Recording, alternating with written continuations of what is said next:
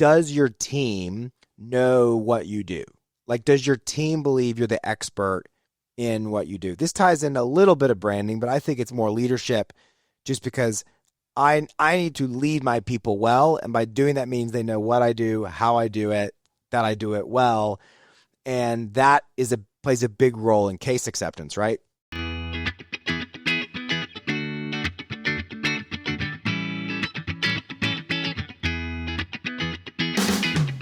Welcome back to the Millennial Dentist Podcast, a podcast all about working smarter, not harder. Pushing dentists to go beyond dental school dentistry and build the practice of your dreams. Here is your host, the Millennial Dentist himself, Dr. Sully Sullivan. What is up, everybody? Welcome back to the Millennial Dentist Podcast. Hope you're having a great day wherever you are, whatever you're doing. It's been busy. I don't know about y'all. Oh, great. I have so much to talk about, actually. So much to talk about. First off, went to Italy. Got engaged. Yes, let's go. I can hear you all cheering for me right now.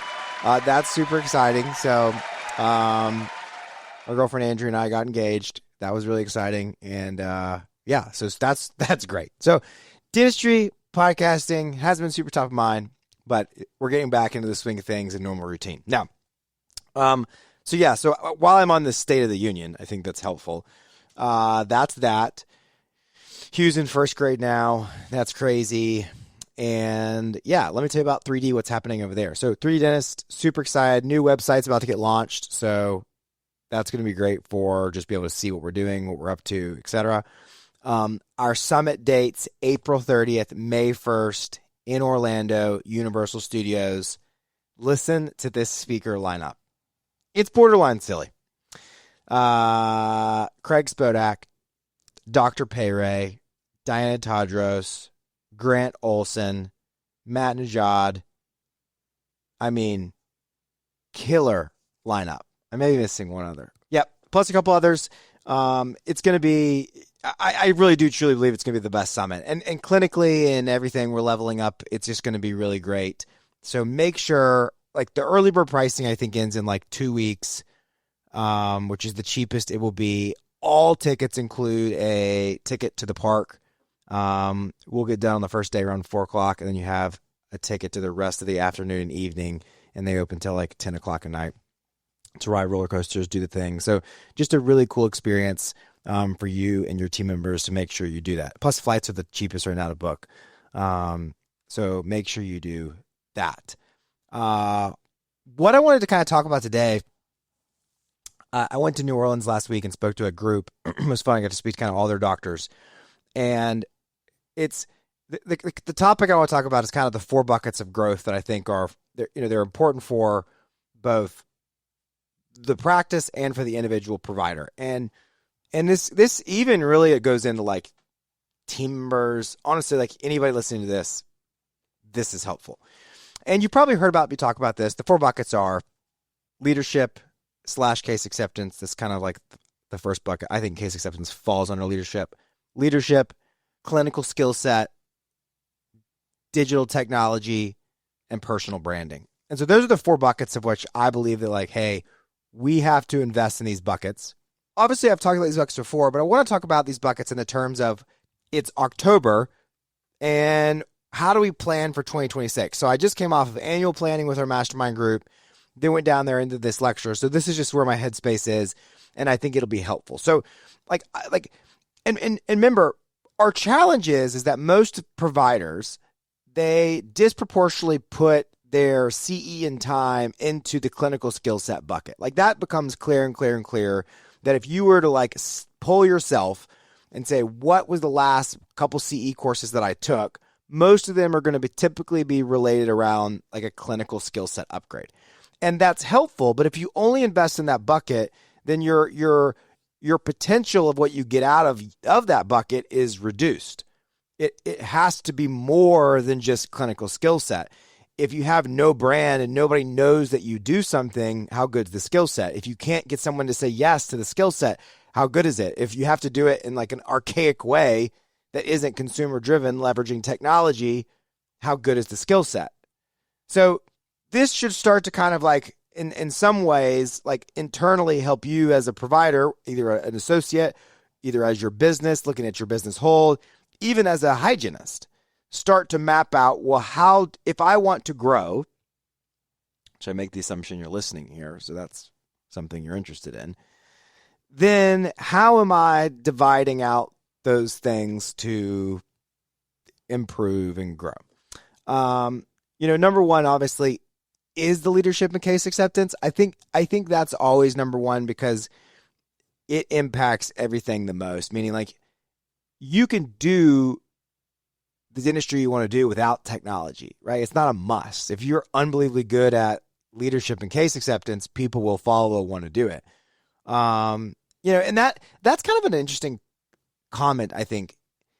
If you get to a point where you're like such an expert in one of those things, it can overcome some of the pitfalls of not being. The challenge is that's really difficult to do. Like Grant Olson, for example. I don't know Grant personally that well. He's coming to speak at the summit, and he's going to be talking about basically building a massive personal brand without spending a lot of marketing dollars. Almost none. And he did this through YouTube. And so, like, he's created such a strong personal brand that he probably never has to learn to do pterygoids and zygos because there's plenty to do that don't require that skill set. I know that I know we talk, and so like I know that like he just started doing digital workflows for All in X, something we've been doing for 4 years. Like, doesn't need the technology bucket as much because he's got such a good personal brand. It's just, and I'm not, don't hear me wrong. I'm not saying that you should go all in on one.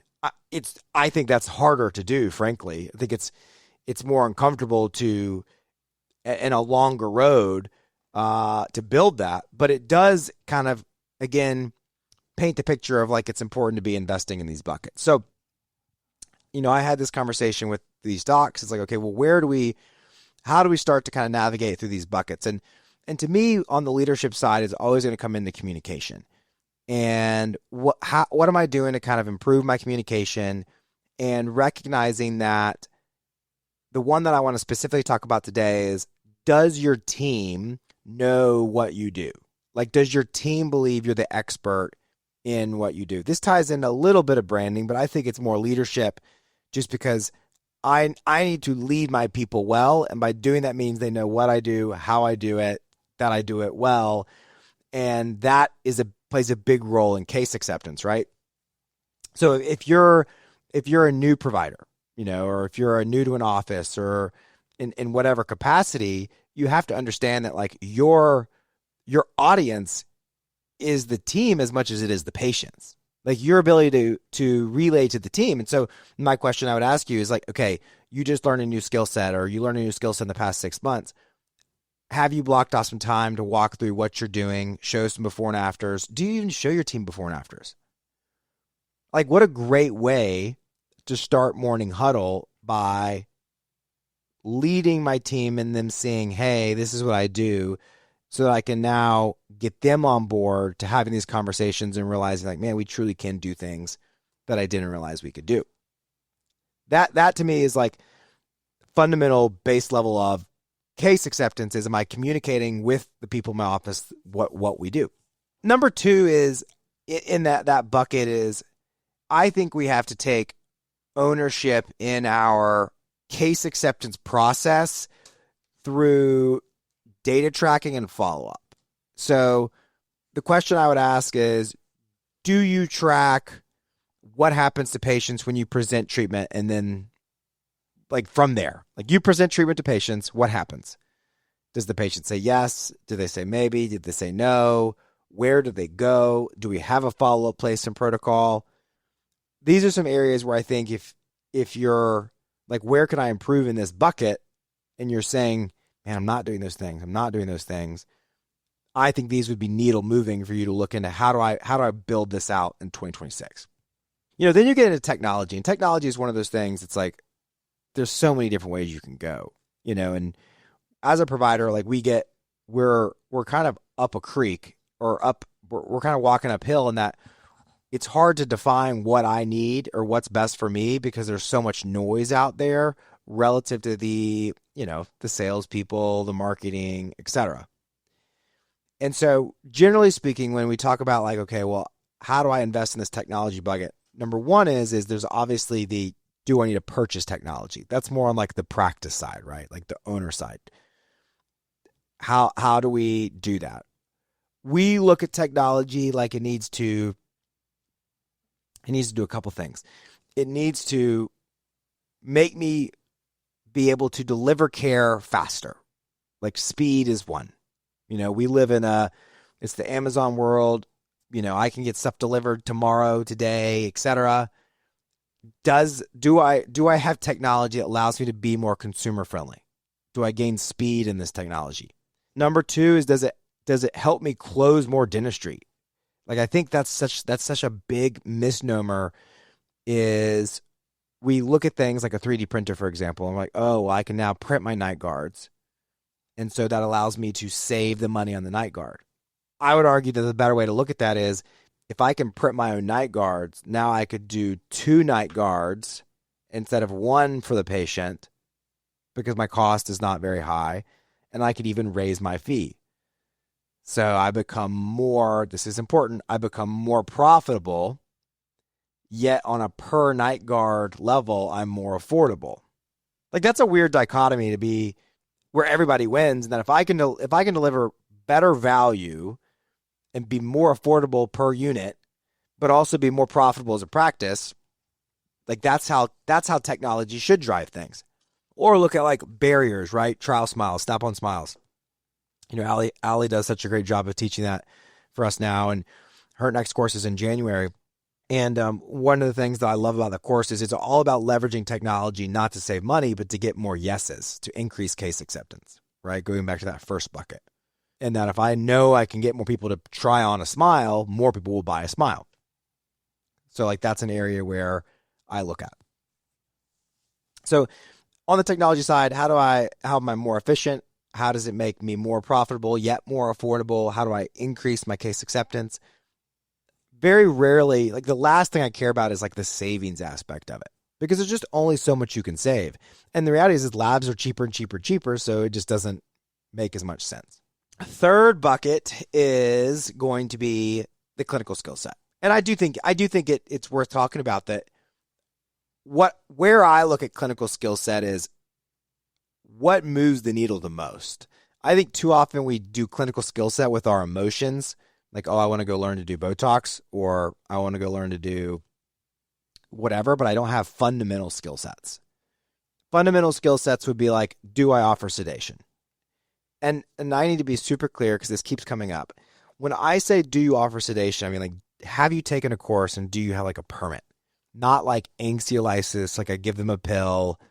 Like that is like, one, it's like a super gray area that I don't like legally just because one pill can do drastically different things to different people. And two, your ability to control and get to the right level of sedation is very limited. And I know that if patients are comfortable, if I can do more in one visit, they're more likely to do more. So to me, if you're not offering sedation, sedation should be the number one clinical skill set upgrade that you look for implementing in 2026. I cannot tell you how much it is like the sedation is just it's like the glue to it all. It's the one no one talks about, but it's probably the most important on some level because you don't have to do fancy dentistry to sedate people. People that need 6 crowns and 3 fillings at one visit want to be sedated. That same patient you could do in one visit over 4 hours, or you can bring them back 4 different times for 8 hours because it ends up being more time when you bring them back. So sedation's one that I would tell you like, hey, and there's lots of good places to get sedation. I think we have Docs as a partner with us. They offer sedation. They do a great job. It's where I did my sedation. If you message me, I can send you like a discount code. I think I have somewhere. I should probably put it in the show notes, but that would require me to have it right here. So recapping, 3 buckets so far. Leadership case acceptance. Where are you looking to improve there? Number 2, digital technology. Where are we looking to improve there? One thing I want to reference on digital technology is you don't have to be an owner to invest in this bucket. With this group that I was talking to in New Orleans, they all have Medits in their offices. Not one doctor was using the Medit free apps. They didn't even know what they were. Like Medit Smile Design, Medit Design, Medit Ortho Simulation. Are you leveraging the technology that you have? You bought this technology, but it's like taking a Ferrari and not getting out of first gear. You're underutilizing the power and the potential that the technology has. So maybe it's not that you're buying new technology next year. It's that you're just going deeper on the technology that you already have. So I wanted to make that note. Clinical skill set bucket, sedation, sedation, sedation, sedation. Then it's a matter of, okay, I look at, like my clinical skills were always paved by, I would more or less get a patient to say yes to some subset of dentistry. And then I didn't know how to do it. So I had to refer it out. And that drove me bonkers. So like a lot of my CE journey was kind of built around, I would close something, someone would want something, but I couldn't do it. And so like, it's hard enough to get people to say yes. Now I've got someone to say yes. They've got the money, but I can't do it. I'm like, I'm the daggum barrier here. Don't be the barrier. It wasn't like, oh, what do I want to do? Like it was driven by like the data around like, hey, there's this in my practice to do. Let's go learn to do it. So that's kind of how I drove a lot of my clinical skill set, especially early on. And then the fourth bucket, last bucket, personal branding. So again, probably the one that gets the most, the least looked at. And I love that we call it personal branding, because it's like people don't want to like say that they're doing personal branding, right? You could say marketing, but really what it is branding. And so to me, what falls in this bucket is things like, have I updated my website? What is my Google review presence? What's my social media presence?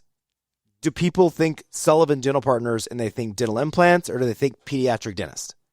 Like, how have I defined my office and myself as a provider within that office as a personal brand? Like what? Because whether you realize it or not, you are always selling something. You always, what you wear, how you act, everything is selling something. You're building a brand, whether you realize it or not, just by the way you operate and interact. And so to me, when people are like, oh, I don't market, or I don't want to build a brand, it's like, that's actually bullshit, because you are, and you have to, and you're lying, because you have a website. Therefore, you have a brand. The difference is you're not taking hold of or control of your brand. You're not deciding what your brand's going to be. In all seriousness, like, you think about it, like you're listening to this podcast and like, most of you don't know, like, if I'm actually any good at dentistry. Like, you don't know if my business actually is profitable. Now, the good news is I think I'm pretty good at dentistry. I've shown some work. And yes, I think we run a pretty good business. But my point is like, that all starts with a level of fake it till you make it, or defining yourself as a brand and then backing it up. Because you can define yourself as a brand, but if you don't deliver, like, that doesn't work, right? And that's the difference. I shouldn't downplay myself. If you may listen to this podcast one time, but if you go back and try to implement or do something and it doesn't work, it discredits me. So you can only fake it till you make it so long. You have to deliver. But the difference is that you need to be taking an intentionality behind the brand that you're building. The services that you offer, your walls are always telling something. Walk through your office. What do your walls tell you? What do your walls tell you that your office is about? The type of dentistry you do, the quality, all of this. So don't necessarily jump to, in 2026, I want to fill my personal brand bucket because I'm going to start doing TV commercials. Sure, that is a part of it. But it could be, I'm going to start doing once a week a frequently asked question that our practice gets. I'm going to get on a camera on my phone. I'm going to record that and I'm going to put that out there. Or I'm going to start telling people, because I'm going to start putting before and afters up on my walls of cosmetics, that, hey, we do cosmetics here. This is what I'm showing you we do. What is your brand telling people you do? This is super important in a group setting or if you're an associate doctor. Like I tell my docs, I'm like, we have 3 associates right now, and they all have got a brand, whether they realize it or not. They have a brand with the team. They have a brand with patients. That brand could be new guy. That brand could be the blonde-haired person. How are you defining your brand within the practice? How are you defining your brand? And take ownership of it. Take ownership of it. Let people know what you do. Tell them what you want to do more of. Deliver on that. And that's how you do more of it. I hope you enjoyed this episode. 4 buckets. What I want you to do, seriously, take a moment to do this. You won't regret it. Write it down. Write it down. Write out these 4 buckets. And then start to create an action plan on what it looks like to fill these buckets up in 2026. Book your CE. Like, if you want to win, write it down and then make it happen. Book the flights, book the CE, come to Summit. Let's make 2026 a great freaking year. All right, work smarter, not harder. We will, I'll see you next time. Thank you for listening to The Millennial Dentist. Visit us online at millennialdentist.com.